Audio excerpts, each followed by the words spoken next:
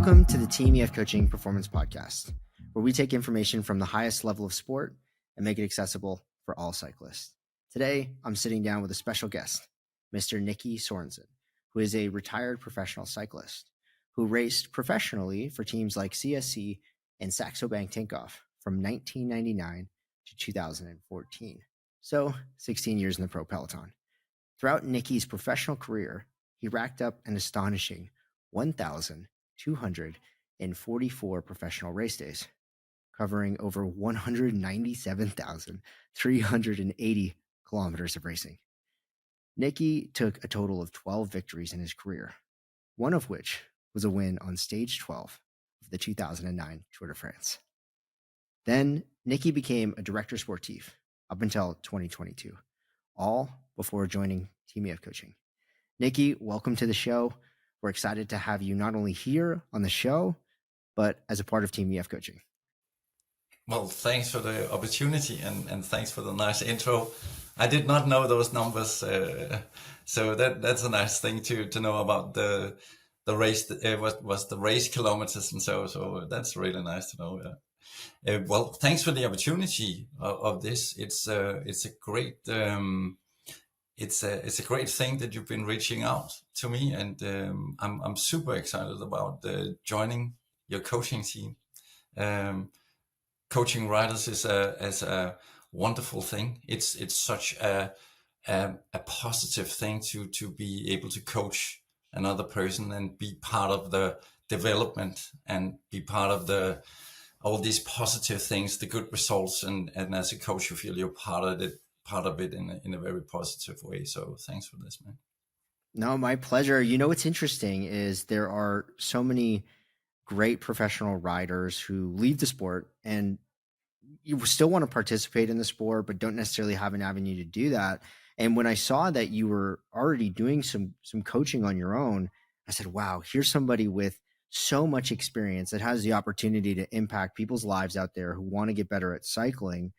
And he wants to coach. So it was a no-brainer for me to reach out to you and try to get you on the team. And I'm so glad that you were interested in joining us. So here we go. Ladies and gentlemen, we've got an action-packed podcast for you today. Well, I don't know if it's action-packed, but I'm sure Nicki's got some stories that are action-packed.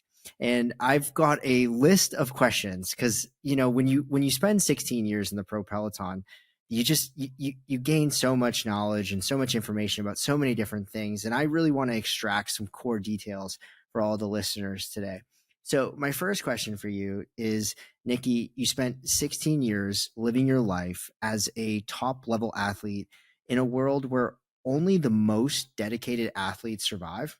Looking back now, how would you describe your evolution as a rider throughout your career? Well, if we go back to the start, I started before I was a rider. I was a runner, a middle and short distance runner, and I started pretty late with riding. I was actually 19 the first year I was a rider, and then it was going up through the ranks, like saying from national level, going further up to being as amateur in Italy. Went down to Italy to give the shot there at becoming a pro, so a bit of a higher level there. And then I came and joined a Danish, what corresponds to a second division team, professional team. And throughout these going up through the ranks, the competition just got harder and harder. And then when I joined World Tour at the age of, I think I was 22 at that time, 21, 22, I really realized that this is a super high level. It's like you have around more than 20 generations of cyclists where you have the best of them all in the world. And I kind of had to reassess my goals a little bit about what I wanted in cycling after I joined there, because before turning pro, I thought I'm going to win the Tour de France and stuff like this, and quickly realized that this is going to be a difficult one. So, but I had a good career, yeah. So that's fascinating. You say you started out with shot put? No, sorry, running. I was a runner, middle to long distance runner. I don't know how I misheard you, Shot but put. what? Yeah, sorry. I thought you said shot put. I must have misheard you.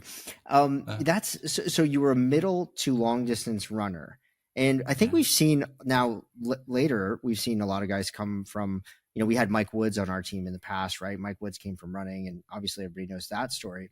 But that's fascinating. So as you entered the ranks, things were a lot different when you started, you know, out as a professional rider than they are today, where now young guys get an opportunity to ride and win races fairly early on in their career.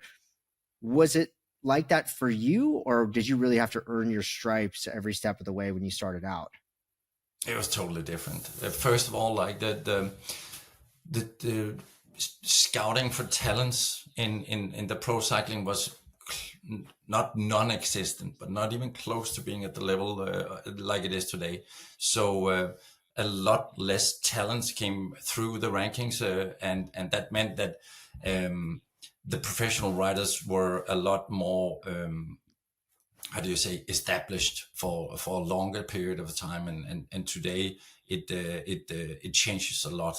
You have like mid to high level riders. Suddenly within a few years it just goes further down into, because all these young talents come up through the rankings. So it's changed a lot since back then. I turned pro in 99, as you mentioned, and it was a whole different thing back then. Right. So you come into to the pro cycling world. You start earning your stripes.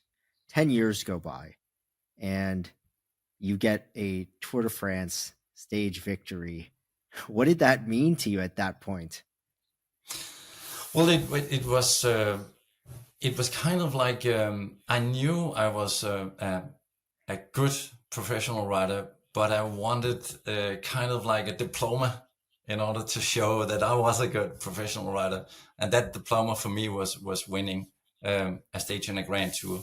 I did win one in Vuelta a España, in Tour of Spain, but the one in the Tour de France was kind of like the one where I could say, okay, I did it. I knew I could show I was a good rider, because throughout my career I was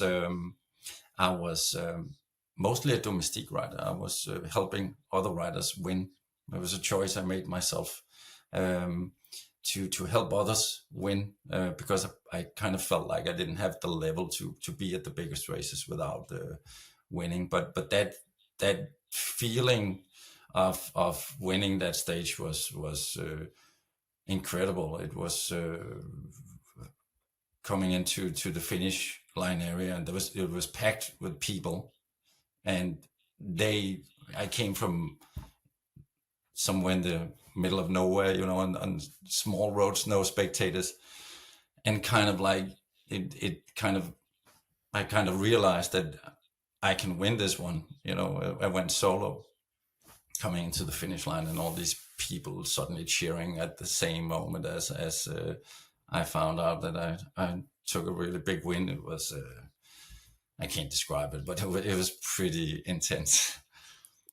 Well, the way you won it, and so for all the listeners, you guys can look at this victory. It's on YouTube. But the way you won it was a bike racer's win, right? You were in the breakaway. You had attacked the breakaway. You had one guy with you who you felt you were stronger than. 3K to go. It looked like you guys were about to get caught by the strong chasers, and you jumped them. And you jumped them at the perfect time because the road was just transitioning from a little bit slow to a slight fast downhill.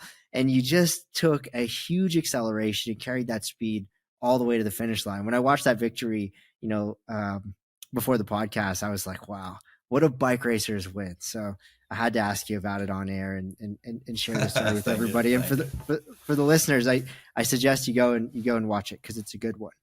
So I'm after glad you noticed the acceleration, not to linger too much on it, but because Lance Armstrong actually they came to me the day after in the peloton and said did the he? same thing, man. That acceleration you did, that he saw it on television. He was in the breakaway. He said But it was that was it was it some was special acceleration that one day. it was perfect timing. And I think for a lot of our listeners out there, these are the things that will make you a better rider because where you accelerated on the road just amplified the amount of power that you applied to the pedals. So had you done that 100 meters earlier, it would have been a lot harder on your legs to carry any speed over the top of that little rise. It was a small little rise. We're talking a 1% gradient, 2% gradient, something really small. But where you accelerated, it just maximized your speed, because as you were peaking your power, you came down over the top of this little crest and just flew through this valley. And I'm not sure what the wind was like that day, if the wind was maybe I catching you can't on a remember. Yeah, tailwind. yeah. Yeah. So I can't it was remember, just but perfect. but thanks, man. Thanks. So, Nicki, transitioning to a director sportif role after a long career in pro cycling seems like a natural fit. As a professional rider, you learn from your directors and kind of become a director on your own as you build a closer relationship with each event, all the parcours, road conditions, and the weather associated to it all. How would you describe your transition from the athlete to the mentor as a director? Yeah, it's a little bit like you said. It felt like a natural thing for me with all the experience I had, because I chose to become a domestique rider, to be a helper. I got a chance to do a lot of the biggest races in the world. I did a lot of the biggest races, and that was because I was a helper, a part of the team. At the same time, during the latter years of my career, I also had the role of being road captain, or sometimes at some of these races. So being the the eyes of the sports director out on the road, he doesn't see a lot from the car.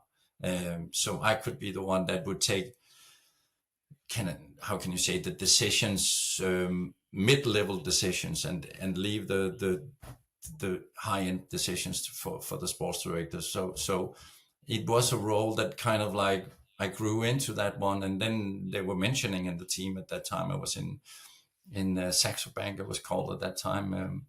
That they were interested in me becoming sports director afterwards, and so that was the way I came into it. And again, also I wanted kind of also to, first of all, to explore how good I could become as a sports director.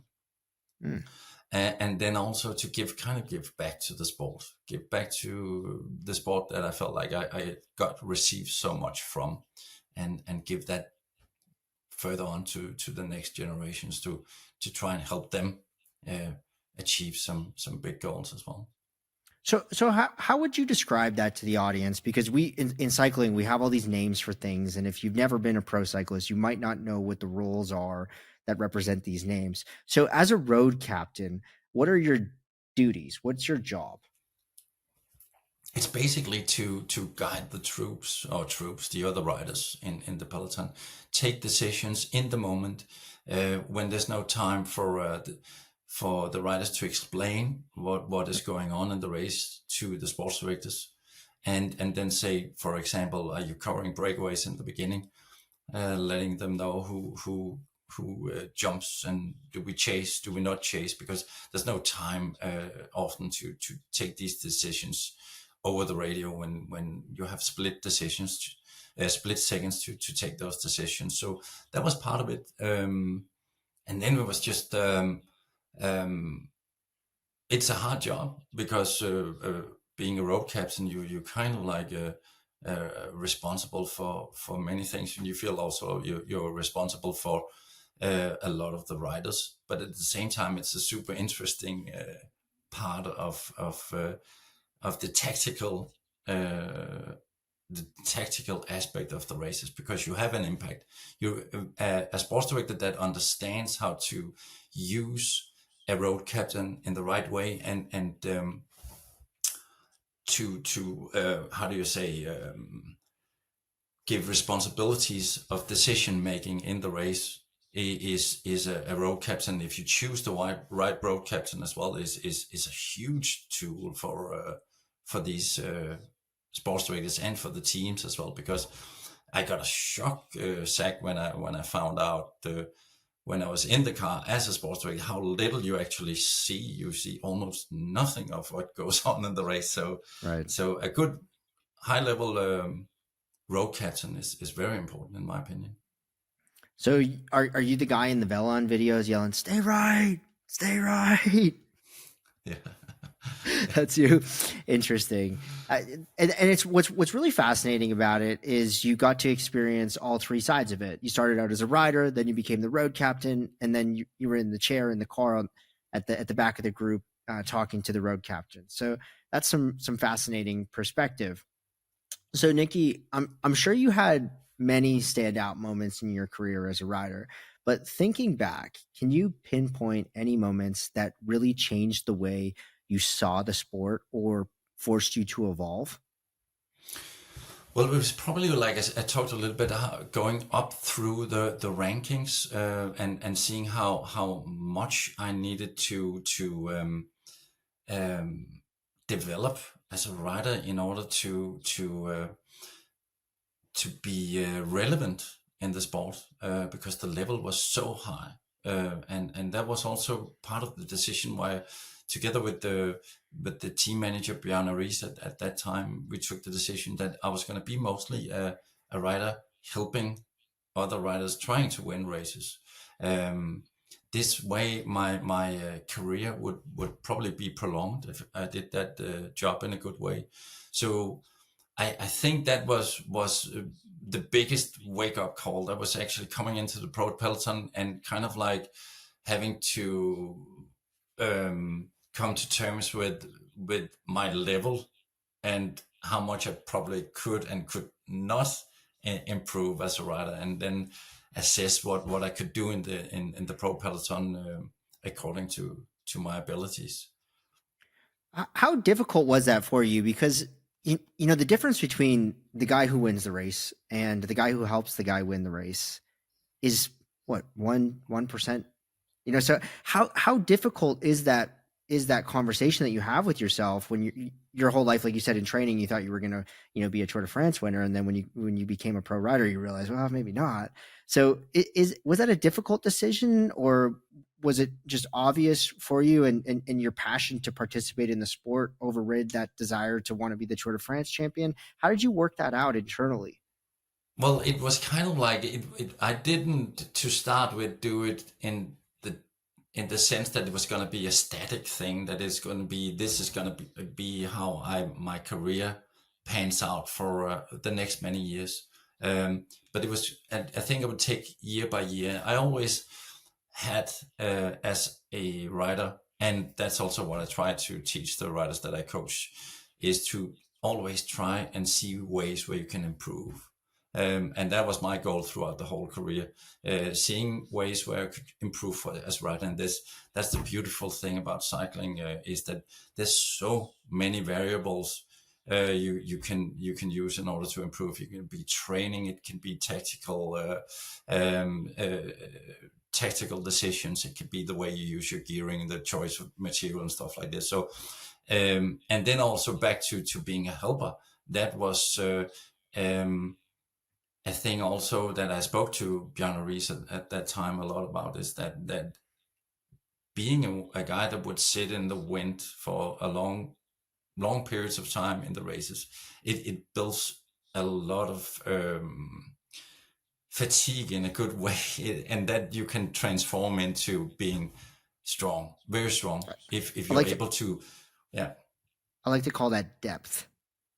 Depth, it gives a lot of depth, and so I kind of used that in order to try and become a better rider, taking Amazing. the win for other riders. It was not my idea, it was actually Bjarne's idea. It was the way he sold it to me. I then never took the next step up the ladder in order to be one of the stars. But at the same time, I never regret that I spent so much time helping others win.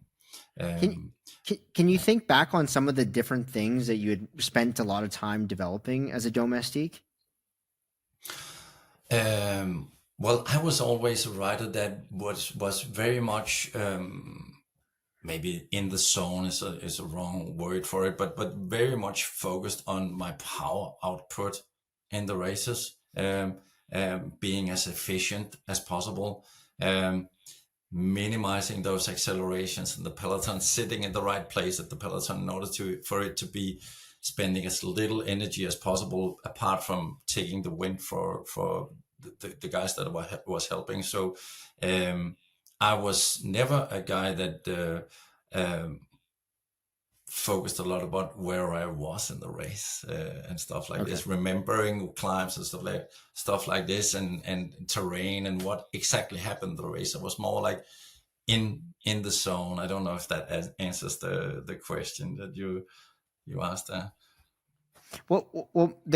That's very interesting insight. I think that's a really cool perspective, and it shares with us kind of how you navigated throughout the peloton, right? Like being in the moment and just taking one climb after the other instead of obsessing over the details that are coming is definitely one way to look at the sport.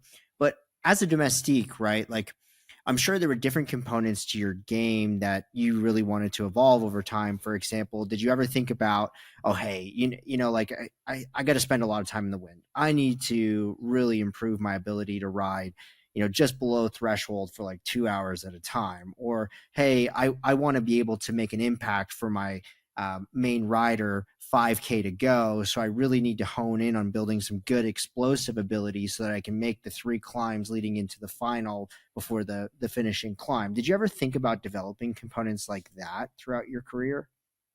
Yes, but not enough. Not enough, Zach. It's one of the things I kind of regret from my own career is that I never really worked with a coach that many years. I did my own coaching back then. Interesting. Yeah, and at the same time, we did a lot of racing compared Right. to what you do today. I had I think I 1 year I had the record of the whole peloton of for that year of most races. I think it was 111 days of racing in a season. That's So crazy. yeah, Wow. compared to a an intense season this today, how much is that? 70 days, 75 days maybe. Yeah, if you're doing Yeah, 70 races, that's a lot of races. yeah, yeah. So, but that's one of the things that I regret that I didn't spend more time actually doing strategy on these things. But at the same time,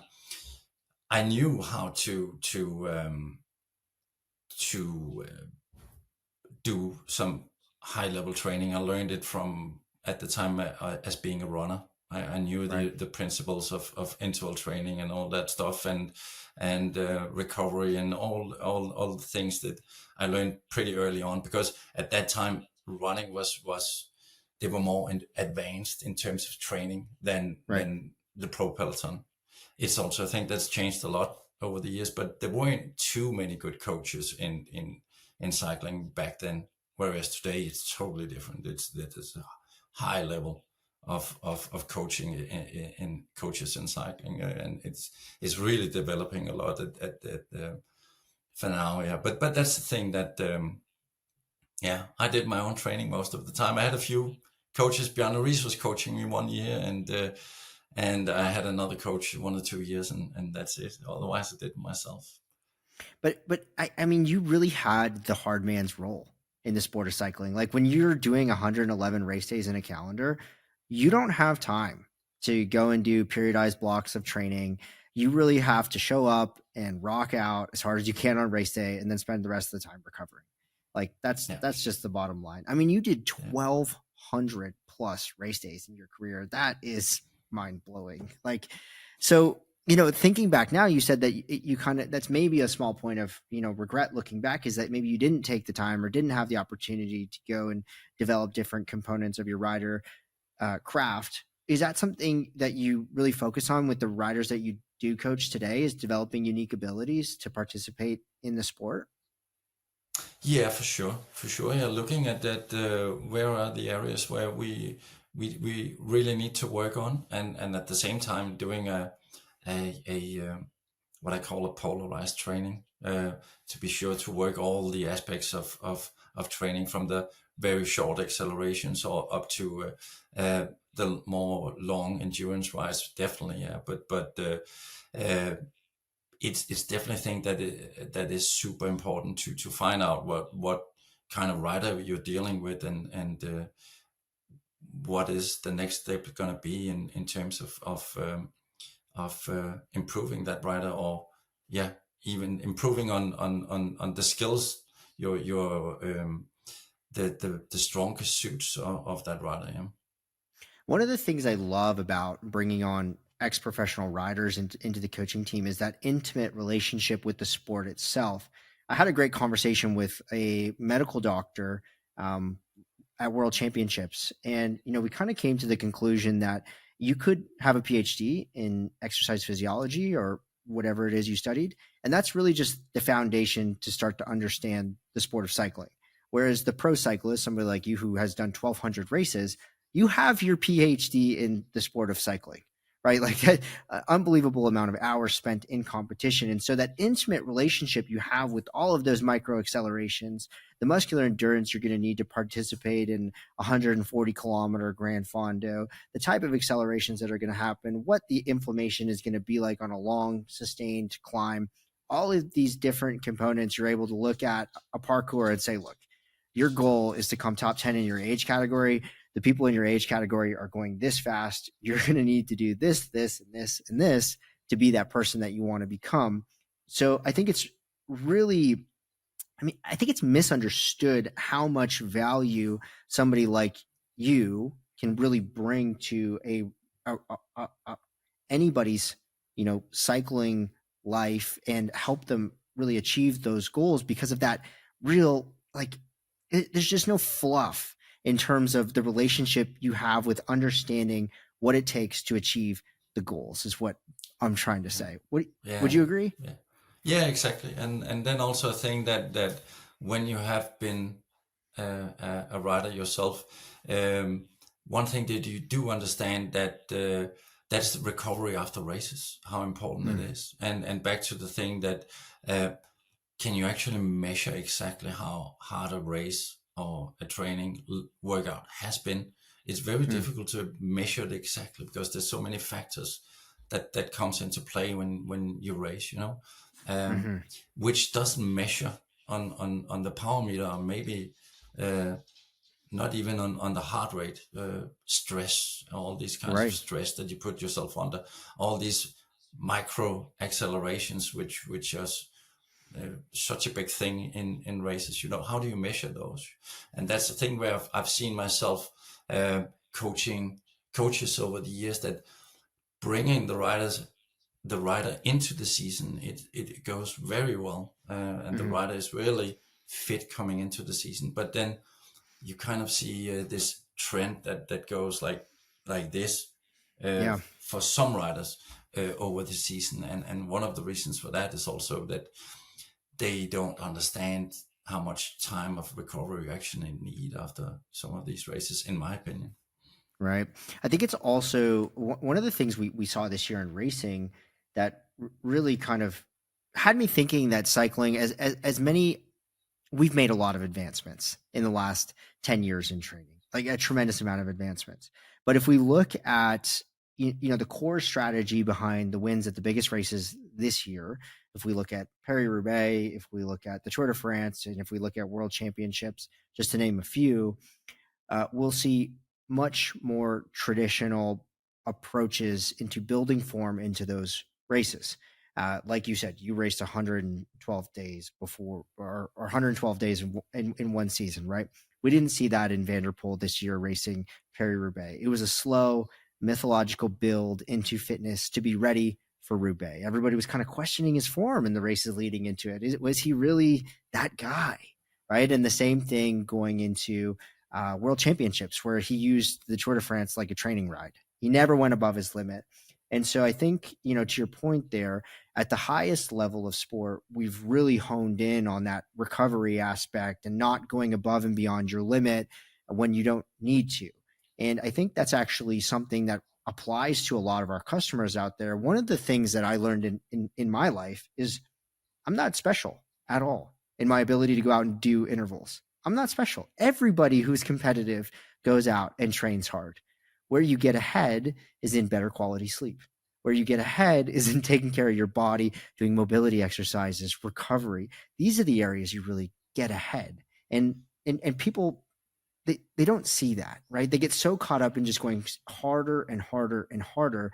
And there's a certain point, whether you're a pro rider or an amateur rider, where going harder is not the right tool you need to use to build that house anymore. And so it's interesting that that's one of the things you're really passionate about. Hey, Nicki, something that isn't very publicly communicated is the close relationship between the directors and the writers. As more of a mentor figure in the director role, can you think of a moment that stood out to you where you were able to make an impact with your support or mentorship rather than your legs as you were used to as a pro writer? Yeah, I have a few. Yeah, there was especially one during the Giro d'Italia. I think it was 3 years ago. Alex Dowsett won a stage in the Giro d'Italia from a That was breakaway. an amazing Uh, win. I remember it. yeah. And I was his sports director. I was responsible sports director for that Giro. And before that victory, things weren't going super good for Alex. He was early on, according to him, in the season, promised already a contract from the same team, Israel. Right. Um, and during the Giro, he was told it's probably not going to happen. Or, Oh man. yeah. So I spoke to him during the race, and he was, of course, very upset about this and very frustrated. We have to think about it. It's their livelihood of Yeah. these riders, and for some riders, it can actually be that end of your career if you don't get Right. a contract. It's that important. And he was so upset about it that he was, to at least to me, talking about, I can't, I can just leave this race. I can make Mm, a fuss about this, and I had a very long talk with him, and really trying to convince him to stay on point, and right. looking at the bigger goal. And the bigger goal is to right now perform and Mm, show the world, the cycling world, that you need a contract for next year. And there's no yeah. better way of doing that than going out and doing a result. And then he was at that breakaway, and it was a hard breakaway. Some strong riders in there, and he was dropped late in the final. And when he came back, he attacked just at the moment. I asked him to attack to be ahead of the next climb, because he wasn't one of the good climbers. And he went home, soloed home, and that win was. I've never cried over my victories as a rider, but I did cry at that point in the car. It was so emotional, and to see that big win. And as a sports director, even though you know you're just sitting there in the car and helping a little bit, you kind of feel like you have a part in it, and Yeah. that's the wonderful thing, which is also the wonderful thing about being a coach. You feel like you really have part of the success sometimes. That's amazing. And Yeah. and another one was if I can mention, another one was Yeah, for sure. um, a writer. The first year as a sports director, I started coaching at the same time as I became a sports director, just after Okay. I stopped my career. And Tour of Norway, that was in 2015. The writer that I coached, Jesper Hansen, a Danish writer, um, he ended up winning a stage in that race, and the overall victory, and that was the biggest result that he had made at that point, and still to this day the biggest. He's retired now, that he has made in his career, and that was also super emotional. Not only to be the sports director, but also to have been behind him as a coach and to help him achieve the biggest result he's ever done. It was super emotional. And that was also a point where I was crying afterwards. So it's being a coach is and a sports director is the emotions are sometimes intense in a different way from what the writer experiences it. Yeah, it's hard to describe that feeling, right? Where because you're really in the trenches with the athlete. They're talking to you when things aren't going great. Like you were in the hotel room with Dowsett.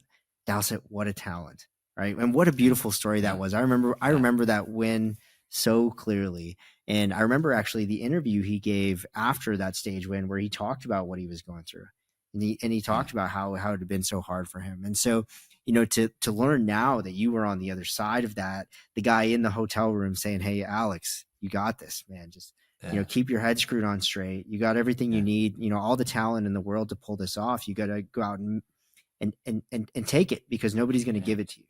Right. So yeah, that's amazing. And then, like you said, with your other athlete there, those are moments that are really hard to describe, but I do know what you're saying. Like, that is a very real thing when one of your athletes does something amazing, and you didn't do the work. You're not taking credit for the work, but you feel like you were a part of it. And it's just yeah, like an overwhelming feeling of emotion where, like, yeah, you want to cry. You're yeah, like, you're yeah, just yeah. so proud.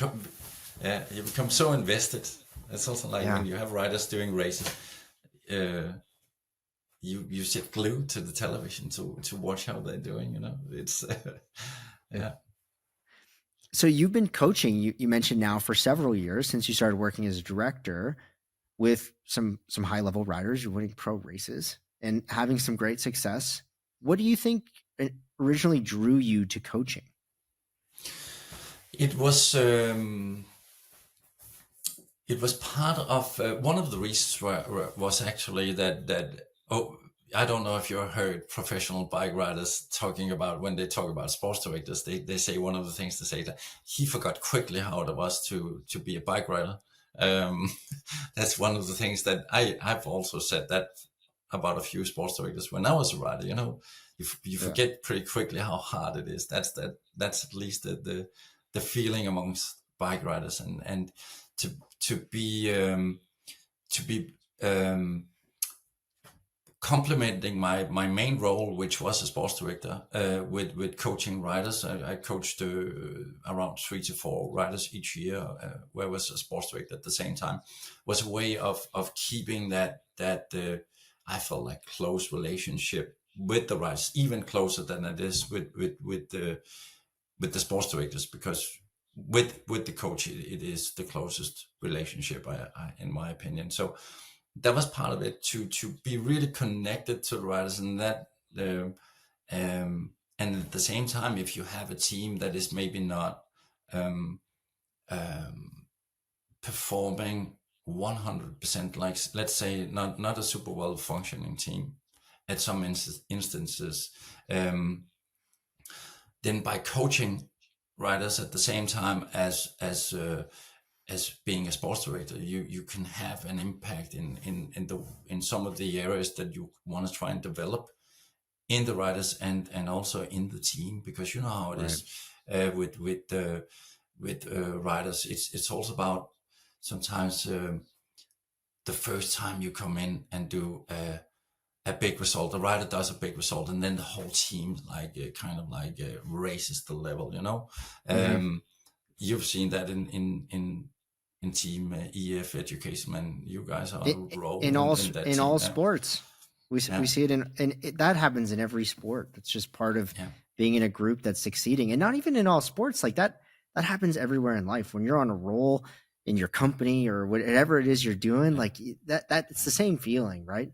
yeah, yeah. So that was part of it. And yeah, I wanted to kind of also a little bit like, I didn't know how good I would be as a sports director, so I could also try and have success as a coach Okay. at the same time, because I've never seen myself as an expert coach. I'm not, you know, it's not a thing I've never been doing full time. I'm looking forward to learning a lot from you guys. I will, and I'm already learning. But I've never seen myself as an expert coach. But I did know that I could definitely develop a lot of riders Mm. and get them up to a certain level.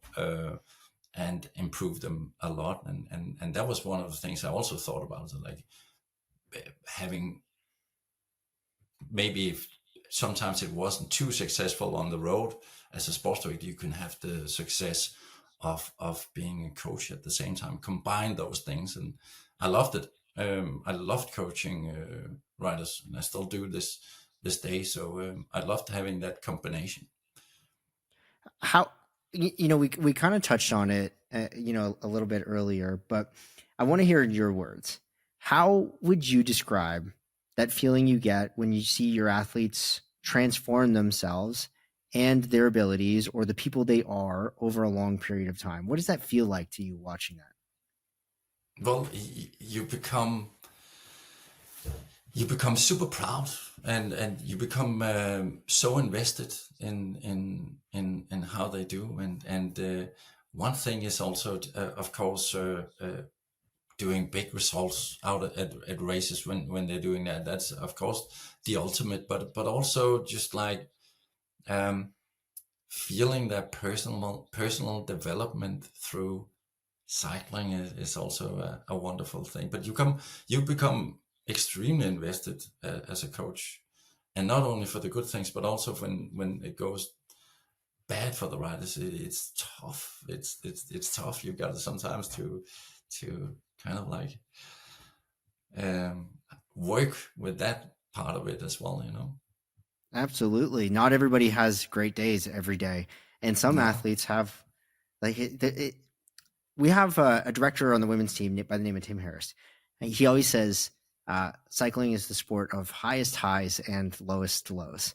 And I think that exists true in the hearts of professional and amateur riders. Whatever your ability is, if you're training for an event and you have your heart set on a certain expectation and you get to the event and you get a flat tire 5 kilometers from the key part of the course and your race is over, like that feeling is heartbreaking, Yeah. right? There's just there's no way to describe it. But then the opposite also exists when you achieve something that's great and you've overcome so many obstacles to be able to achieve it, and you can't even describe all of the different problems you've had to solve and all of the decisions you've had to make that were tough to reach that point of achieving something. That same feeling, like you can't put words around how great that feels. Like your Tour de France stage win, like, oh my gosh, like it's a silly question to ask you to describe how it felt. And I always laugh when I see that on TV today. I'm like, you see the rider cross the finish line, like, so how do you feel? It's like, good Yeah. luck. You're like every Yeah. rider, Yeah. every rider says the same thing. Geez, I don't really know what to say because, Yeah. yeah, right. Yeah. Yeah. So it's an amazing feeling. Well, and, I have to wonder. You're coming on board with Team EF coaching. We're so excited for you to be a part of the team. Where do you see yourself going with this? What's next for Nicki Sorensen? Well, to start with, I want to learn from you guys, learn the way that you guys are doing it. It's next level coaching. I've already the short time I've been working with you guys. Like it's only I'm not even 100% set up yet, but it's getting there. But the short time I've the few days I've been involved with this, it's obvious to see that this is next level stuff, and I just love being to see myself as a student. I'm in here to learn, and I can learn a lot from you guys. So that's a really interesting thing. I want this to give it a shot at this coaching part. At the same time, I'm doing some TV commentating for Danish television channel. I'm doing a little bit of bike tours as well. So life is good. Life is pretty good. Sports director. I'm not sure. I will come back to that part of it. There's some really nice things to it, but again, it can be in some situations a really stressful job with a lot of days on the road. It's like we have to think about these professional bike teams. There's so many variables in a normal day of a professional bike team that you can't control. Right. You're traveling around in the whole world with riders living in hotels, flying around with equipment. You're dependent on the material manufacturers delivering on time. Then you have things like COVID and stuff like this, and these challenges can be really nice, but if you are in teams where it's maybe not at teams that don't have that are not controlling the things that they actually can control, it can become a little bit too stressful. So I've had a few bad experiences there, but So I'm not sure that the sports director is the future for me, but that's also okay. I've tried it, and then now I'm involved, completely invested in what I'm doing now.